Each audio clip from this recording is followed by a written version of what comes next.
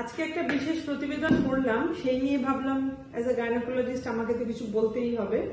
এই প্রতিবেদনটা বম্বেতে একটা স্লামের উপর একটা স্টাডি হয়েছে মেনস্ট্রুয়াল ফ্যাক্টস নিয়ে, এবং সেখানেটাই একটা প্রতিবেদন হিসেবে বেরিয়েছে। এই স্টাডিটা করেছে institute of population study, international institute of population study. সেখানে আমার লার্নেড ফ্রেন্ড ডক্টর অপরাজিতা চট্টোপাধ্যায় এবং তার টিম একটা স্টাডি করেছে।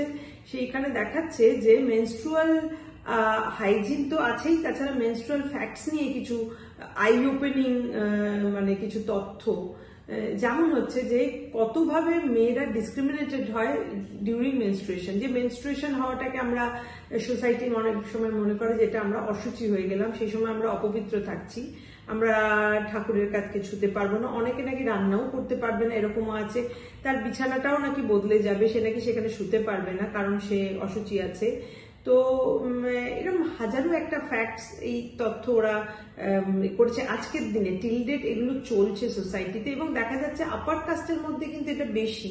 লোয়ার কাস্টের মধ্যে বলছে যে যারা গরিব স্লামে থাকছে তাদের বরঞ্চ এই সূচিবাইটা কম, কারণ তার তো জায়গা নাই, আলাদা জায়গায় শোবে কি করে, রান্না সে না করলে সংসারে রান্না করবে কে, খাবে কে।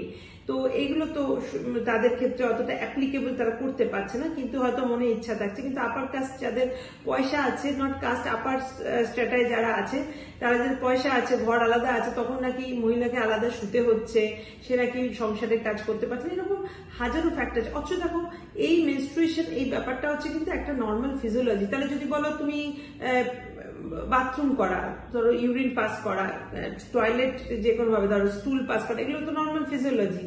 তো এগুলোর জন্য কি তাহলে তুমি এই একই জিনিস করবে? সবকিছু তুমি বলবে নোংরা, অসুচি, অপবিত্র, এগুলো তো বডির একটা জিনিস। হ্যাঁ, তো সেই ক্ষেত্রে একটা ডিউরিং এই যে মেনস্ট্রুয়েশন না হলে তো প্রেগনেন্সি হতো না। মানে পৃথিবী জন্মের মানে মানুষ যে কোনো জীবের সৃষ্টির জন্য তো তোমার এইটা তো ইউটেরাস দরকার, ওভারি দরকার, তার রেগুলার শ্রেডিং দরকার, that's how a cycle runs. তো সেই ক্ষেত্রে এই জিনিসটার মধ্যে যে একটা হেট লুকিয়ে আছে, সেটা আমি বলবো সমাজের চিরাচরিত প্রথার মধ্যেই আছে, যে এটা বোঝানো হয়েছে মেয়েদের, যেটা নোংরা, এটা অসুচি, অপবিত্র।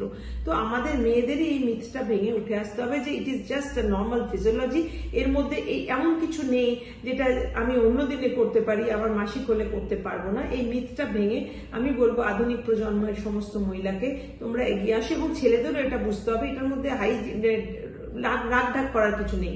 ছেলের সামনে এই কথাটা আলোচনা করা যায় না, না এটা নর্মাল ফ্যাক্ট। কারণ যদি পেটে ব্যথা হয়, ডিসেন্ট্রি হয়, আমার সবাই বলে না সে যেটা আমার ভাই ওখানে খেয়েছিলাম আমার পেট খারাপ হয়েছে, তো তোর মাসিক হয়েছে বলাতে অসুবিধা কি আছে? Normal physiology of the body. তো এই মিথটা ভেঙে ফেলার দায়িত্ব ছেলে মেয়ে সবার।